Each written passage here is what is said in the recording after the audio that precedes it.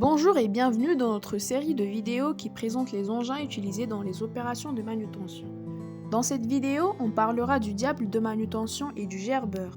Le diable de manutention n'est rien d'autre que ce type de matériel. C'est un matériel destiné au levage et au transport de charges de façon agréable et moins risquée. On peut y transporter tous les objets lourds et de moyenne dimension, ou bien tout simplement transporter des caisses ou des cartons.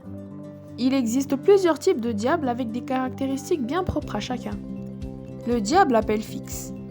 Résistant et pratique d'utilisation, il est essentiel et indispensable à tout entrepôt. Il permet de transporter les marchandises à forte charge et facilite également le chargement et le déchargement de certains types de charges. Nous avons aussi le type de diable à bavette pliante. Avec sa pelle pliable et rabattable, il est pratique pour le rangement. Facile aussi d'utilisation, il est utile dans le transport des charges lourdes et volumineuses. Nous avons aussi le diable escalier. Ce modèle est idéal pour les travaux de chargement, de livraison, de déménagement ou toute autre sorte de transport. Il est adapté aux terrains difficiles d'accès et accidentés. Sa particularité réside dans ses roues qui sont destinées à amortir les secousses et les chocs. Et enfin, nous avons les diables pour fûts.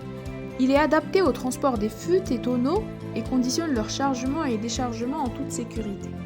Ce modèle est généralement équipé de poignées qui peuvent être bloquées pour faciliter le port et la sécurité de la charge, mais aussi du transporteur. Un autre engin de manutention qu'est le gerbeur.